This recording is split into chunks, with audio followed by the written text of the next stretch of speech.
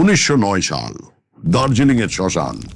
একটা মৃতদেহ চিতায় তোলা হচ্ছে, পরিবার কাঁদছে, আগুন জ্বলছে, কিন্তু ঠিক তখনই আকাশ ভেঙে নামলো শিলাবৃষ্টি। সবাই পালালো, মৃতদেহটা পড়ে রইল একা। 11 বছর পর 1920 সাল, ঢাকার নদীর ধারে ছাই মাখা এক সন্ন্যাসী এসে বসলেন। মানুষ তাকে দেখে জমে গেল, কারণ এই মুখটা হচ্ছে সেই মৃত মানুষটা যাকে 11 বছর আগে দাহ করা হয়েছিল। এরপর যা শুরু হলো, 5টা দেশ, 3টে কোর্ট, 1000-এর বেশি সাক্ষী আর 25 বছরের লড়াই, এবং শেষে এমন একটা মৃত্যু যেটা শুনলে আপনার গায়ে কাঁটা দেবে। সেটা বলবো একদম শেষে, কথা দিচ্ছি। অপেক্ষাটা, it will be worth it. আমি সব্যসাচী চক্রবর্তী, স্বাগত জানাই অ্যানিম্যাট্রিক্স ক্রাইম সিনে।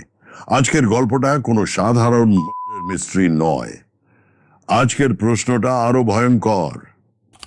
মৃত মানুষ কি ফিরে আসতে পারে? একজন মানুষ যার মৃত্যু সার্টিফাইড, যার সৎকার হয়ে গেছে, তিনি যদি 11 বছর পর আপনার দরজায় এসে দাঁড়ান, আপনি কি করবেন? বিশ্বাস করবেন নাকি বলবেন ভণ্ড? ভাওয়ালের মানুষ ঠিক এই প্রশ্নের মুখে পড়েছিল, আর উত্তর খুঁজতে লেগে গিয়েছিল 25টা বছর। চলুন ফিরে যাই 1909 সালে। ঢাকার পাশে জয়দেবপুরের রাজবাড়িতে, ভাওয়াল এস্টেট। 579 বর্গমাইলের জমিদারি, 5 লক্ষ প্রজা, বাংলার সবচেয়ে ধনী এস্টেটসের একটা। রাজা রাজেন্দ্র নারায়ণ রায় মারা গেলেন 3 ছেলে রেখে। বড় কুমার রণেন্দ্র, মেজ কুমার রমেন্দ্র, ছোট কুমার রবীন্দ্র। আমাদের গল্পের নায়ক বা হয়তো ভিলেন এই মেজ কুমার রমেন্দ্র। কেমন মানুষ ছিলেন তিনি? এক কথায় রাজপুত্র যেমন হয়, শিকার, উৎসব, রক্ষিতা, পড়াশোনায় মন নেই, জীবনটাই একটা পার্টি। কিন্তু 1905 সালে সেই পার্টিতে ছেদ পড়ল, ধরা পড়ল সিফিলিস। পায়ে হাতে ঘা। 1909 এপ্রিল চিকিৎসার জন্য রমেন্দ্র গেলেন দার্জিলিং। সঙ্গে স্ত্রী বিভাবতী, তার দাদা সত্যেন্দ্রনাথ ব্যানার্জি আর 21 জন চাকর। 8ই মে 1909 খবর এলো রমেন্দ্র মারা গেছেন। বয়স মাত্র 25। কারণ লেখা হলো বিলিয়ারি কলিক। সেই রাতেই দাহ। 3 দিন পর বিভাবতী ফিরলেন ঢাকায়, বিধবার সাদা শাড়িতে। এরপর যেন অভিশাপ নামলো রাজবাড়িতে। 2 বছরের মধ্যে বাকি 2 ভাইও মারা গেলেন। 3 রানী, 3 জনই বিধবা। উত্তরাধিকারী নেই। ব্রিটিশ সরকারের কোর্ট অফ ওয়ার্ডস পুরো এস্টেটের দখল নিল। আর বিভাবতী, তিনি কলকাতায় চলে গেলেন দাদা সত্যেন্দ্রর কাছে। ল্যান্সডাউন রোডের বিশাল বাড়ি, জমিদারের আয় থেকে মোটা টাকা, আরামের জীবন। গল্পটা এখানেই শেষ হয়ে যেতে পারত, কিন্তু হলো না। কারণ 1920 সালে ঢাকার বাকল্যান্ড বান্দে একজন এসে বসলেন, এবং প্রশ্ন হলো, দার্জিলিং এর সেই রাতে চিতায় আসলে কে পুড়েছিল?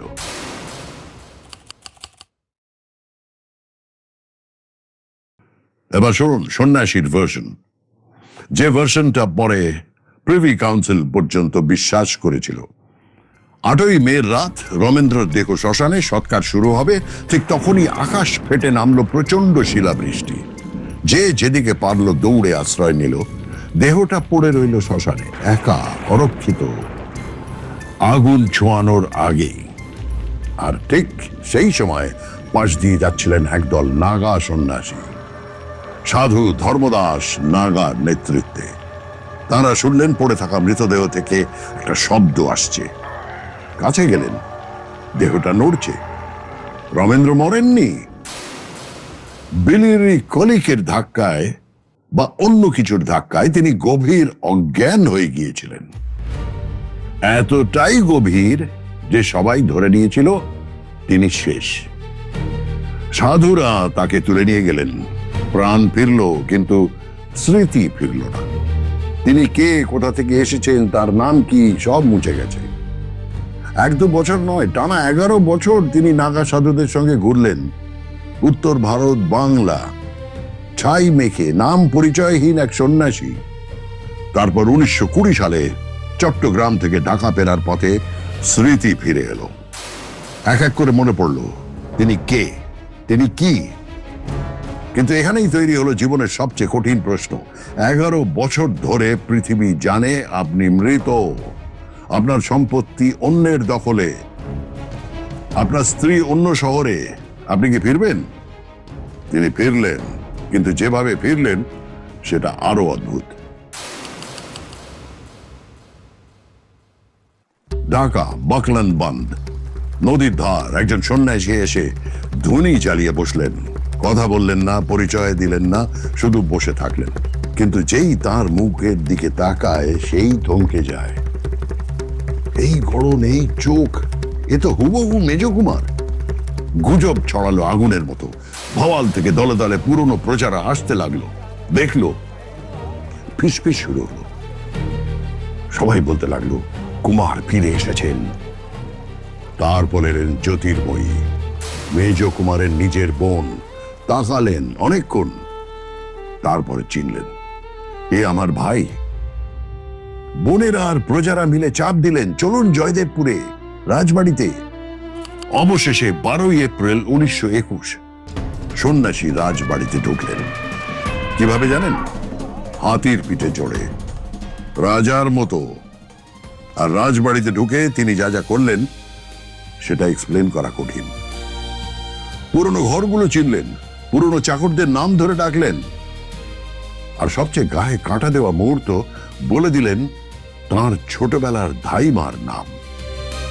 এমন একটা তথ্য যেটা বাইরের কারো জানার কথাই নয়। প্রজারা চিনল, বোনেরা চিনল, পুরনো চাকররা চিনল, সবাই চিনল। শুধু একজন চিনলেন না, তার নিজের স্ত্রী বিভাবতী। কলকাতা থেকে তার ঘোষণা এলো ঠান্ডা পাথরের মতো, এ আমার স্বামী নয়, এ একটা ভণ্ড। এবার আসল খেলা। এই মামলায় দুটো পক্ষ, দুটো সম্পূর্ণ আলাদা গল্প। আপনি নিজেই জাজ হয়ে শুনুন। গল্পের 1 নম্বর, সন্ন্যাসীর দাবি তিনি রমেন্দ্র এবং দার্জিলিং এ তার মৃত্যু কোনো অ্যাক্সিডেন্ট ছিল না, তাকে বিষ দেওয়া হয়েছিল। কে দিয়েছিল? তার নিজের শ্যালক সত্যেন্দ্রনাথ ব্যানার্জি, একজন বেকার গ্র্যাজুয়েট যার চোখ ছিল কুমারের মৃত্যুর পরে বোনের মাধ্যমে সম্পত্তির নিয়ন্ত্রণ। গল্প নম্বর 2, বিভাবতীর দাবি এই সন্ন্যাসী একজন ইম্পোস্টার, একটা চেহারার বিল নিয়ে সাজানো নাটক। ভাওয়ালের মানুষ তাদের প্রিয় কুমারকে এতটাই ফিরে পেতে চায় যে একটা ভণ্ডকে দেখেই বিশ্বাস করে বসে আছে। এখন একটু থামুন, একটা জিনিস লক্ষ্য করুন। কুমার মৃত থাকলে বিভাবতী পান কোর্ট অফ ওয়ার্ডস থেকে মোটা ভাতা, কলকাতার বাড়ি, নিশ্চিন্ত জীবন। দাদা সত্যেন্দ্রের দিন চলছে রাজার হালে। কুমার ফিরে এলে সব শেষ। মোটিভটা তো পরিষ্কার, তাই না? কিন্তু মোটিভ মানেই প্রমাণ তো নয়। আর এখানেই এই কেসটা ইতিহাসের অদ্ভুত লিগ্যাল ব্যাটল হয়ে ওঠে। কারণ সালটা মনে রাখুন 1920। ডিএনএ টেস্ট নেই, ফিঙ্গারপ্রিন্ট ডেটাবেস নেই, ছবি হাতে গোনা, আছে শুধু সাক্ষীর চোখ, শরীরের দাগ আর স্মৃতি। এই 3টে জিনিস দিয়ে কি প্রমাণ করা যায় যে একজন মৃত মানুষ বেঁচে আছেন? কোর্ট কি বলেছিল শুনলে অবাক হবেন। 1933 সন্ন্যাসী মামলা করলেন ঢাকা জাজেস কোর্টে, বিচারক পান্নালাল বোস। আর তারপর শুরু হলো এমন এক মামলা যা ভারতের ইতিহাসে আগে কখনো হয়নি। 1000-এর ওপর সাক্ষী, প্রজা, চাকর, ডাক্তার, শিল্পী, এমনকি কুমারের রক্ষী, তারাও এসে সাক্ষী দিলেন। বছরের পর বছর শুনানি আর এভিডেন্স। এইখানে গল্পটা গায়ে কাঁটা দেওয়ার মতো। সন্ন্যাসীর শরীরে পাওয়া গেল কুমারের শরীরের চিহ্নগুলো, পুরনো ক্ষতের দাগ, গাড়ির চাকার একটা পুরনো দাগ, হাতে পায়ে সেই পুরনো আঘাতের চিহ্ন। মনে আছে সেই সিফিলিসের ঘা? বলেছিলাম মনে রাখতে। কণ্ঠস্বর মিলল, হাঁটার ভঙ্গি মিলল, চোখের রং মিলল। আর রক্ষিতারা, যারা কুমারকে খুব কাছ থেকে চিনতেন, তারাও বললেন, হ্যাঁ, এই সেই মানুষ। 22শে ডিসেম্বর 1937 জজ পান্নালাল বোস রায় দিলেন। সন্ন্যাসী জিতলেন, কিন্তু বিভাবতী হাল ছাড়লেন না। গেলেন কলকাতার হাইকোর্টে। 25শে নভেম্বর 1940 হাইকোর্টও বলল এটাই কুমার। দ্বিতীয়বার হার। তবু বিভাবতী থামলেন না। এবার গেলেন সাম্রাজ্যের সর্বোচ্চ আদালতে, লন্ডনের প্রিভি কাউন্সিল। কিন্তু ততদিনে পৃথিবী জ্বলছে, দ্বিতীয় বিশ্বযুদ্ধ। সমুদ্র পথ বিপজ্জনক। শুনানি পিছাতে লাগলো বছরের পর বছর। ভাবুন একবার, একজন মানুষ প্রমাণ করার চেষ্টা করছেন যে তিনি বেঁচে আছেন, আর তার মামলা আটকে গেছে বিশ্বযুদ্ধের জন্য। এমন স্ক্রিপ্ট কোনো সিনেমাতেও হয় না। যাই হোক, যুদ্ধ শেষ হলো 1946। প্রিভি কাউন্সিলের শুনানি শুরু হলো টানা 28 দিন। 30শে জুলাই 1946 চূড়ান্ত রায়। বিভাবতীর অ্যাপিল খারিজ। সাম্রাজ্যের শেষ কথা। এই সন্ন্যাসী রমেন্দ্র নারায়ণ রায়, ভাওয়ালের দ্বিতীয় কুমার। 25 বছর পর 3-3টে কোর্টে জয়। মৃত মানুষটা আইনত আবার জীবিত। এবার সেই কথাটা বলার সময় এসেছে। শুরুতে যেটা বলেছিলাম, এই গল্পের শেষটা আপনার গায়ে কাঁটা দেবে। 30শে জুলাই 1946 লন্ডন থেকে টেলিগ্রাম এলো কলকাতায়। 25 বছরের লড়াই শেষ। রমেন্দ্র জিতেছেন। সেই সন্ধ্যায় তিনি গেলেন কালী পুজো দিতে, ধন্যবাদ জানাতে। বিজয়ের পুজো। পুজোর মাঝখানেই স্ট্রোক। হসপিটাল। 2 দিনের লড়াই। তারপর রমেন্দ্র নারায়ণ রায় মারা গেলেন। 25 বছর কোর্টে লড়লেন বেঁচে থাকার প্রমাণ দিতে। আর যেদিন পৃথিবী মানল তিনি জীবিত, তার কদিনের মধ্যেই তিনি সত্যি সত্যি মৃত। যে মানুষটা একবার চিতা থেকে ফিরে এসেছিল, এবার আর ফিরল না। আর বিভাবতী, তার প্রতিক্রিয়া শুনলে শিউরে উঠবেন। তিনি বললেন, এ ঈশ্বরের বিচার, ভণ্ডের শাস্তি। শুধু তাই নয়, আইন অনুযায়ী স্ত্রী হিসেবে তার প্রাপ্য ছিল 8 লক্ষ টাকার উত্তরাধিকার। 1946-এর 8 লক্ষ আজকের হিসেবে কিন্তু কোটি কোটি টাকা। তিনি প্রত্যাখ্যান করলেন, 1 পয়সাও নিলেন না। তার যুক্তি সহজ, ওই মানুষটা যদি আমার স্বামী না হয়, তাহলে ওর টাকা আমি নেব কেন? মৃত্যুর দিন পর্যন্ত তার একটাই কথা ছিল, ও আমার স্বামী ছিল না। আরেকটা তথ্য জেনে রাখুন, 1946-এ কুমারের মৃতদেহে ফরেনসিক পরীক্ষা হয়েছিল। বেশিরভাগ বিশেষজ্ঞ বলেছেন, হ্যাঁ, এটাই কুমার। 3টে কোর্ট বলেছে এটাই কুমার। 1000-এর বেশি সাক্ষী, শরীরের চিহ্ন, স্মৃতির প্রমাণ। তবু এই কেস আজও ভারতবর্ষের টপ লিগ্যাল মিস্ট্রিজ এর তালিকায়। কেন? কারণ দুটো দিকেই এমন যুক্তি আছে যেটা উড়িয়ে দেওয়া যায় না। যারা বলেন ইম্পোস্টার, 11 বছরের কমপ্লিট অ্যামনেশিয়া, তারপর হঠাৎ সবকিছু মনে পড়ে গেল, এটা সম্ভব? দাইমার নাম পর্যন্ত কনভিনিয়েন্ট না? এসব তথ্য কি আগে থেকে মুখস্থ করানো যেত না? রাজবাড়ির পুরনো কোনো চাকরের সাহায্যে? আর সবচেয়ে বড় কথা, যিনি এই মানুষটার সবচেয়ে কাছে ছিলেন, সেই স্ত্রী কোনোদিন স্বীকার করেননি, শেষ নিঃশ্বাস পর্যন্ত না। যারা বলেন এটাই কুমার, 3-3টে কোর্ট, 3-3টে আলাদা স্তরে একই সিদ্ধান্তে পৌঁছেছে, এটা জোক নয়। শরীরের গোপন চিহ্ন, পুরনো ক্ষত, চোখের রং, এগুলো মুখস্থ করা যায় না। আর বিভাবতীর না চেনার পেছনে ছিল স্পষ্ট আর্থিক স্বার্থ। কুমার ফিরলে তার গোটা জীবনটাই ওলটপালট। উল্টো দিকে বোনেদের, প্রজাদের মিথ্যে বলার কারণ কি? সত্যিটা হয়তো একজনই জানতেন, রমেন্দ্র নিজে। কিন্তু নিয়তির কি নিষ্ঠুর রসিকতা যে তার কদিনের মধ্যেই তিনি চলে গেলেন উত্তরটা সঙ্গে নিয়ে। আর এই টাইমিংটাই হচ্ছে সবচেয়ে হন্টিং। 25 বছরের অপেক্ষা, রায়, তারপরে মৃত্যু। এটা কি শুধুই কোইন্সিডেন্স, নাকি শেষ করার আগে তিনটে কথা। এক, পরিচয় কতটা ভঙ্গুর, একটা ঝড়, একটা অজ্ঞান হয়ে যাওয়া, আর একজন রাজকুমার হয়ে গেলেন নাম পরিচয়হীন সন্ন্যাসী। 11 বছর তিনি নিজেকেই চিনতেন না। আমরা যাকে আমি বলি সেটা আসলে কতটা নাজুক ভেবে দেখেছেন? 2, স্বার্থ কিভাবে সত্যিকে ডেকে দেয়। সত্যি যাই হোক, এই কেস দেখায় যখন সত্যি মেনে নিলে নিজের পৃথিবী ভেঙে পড়ে, তখন মানুষ কত সহজে সত্যিটাকেই অস্বীকার করতে পারে শেষ দিন পর্যন্ত। 3, নিয়তির সেই টাইমিং।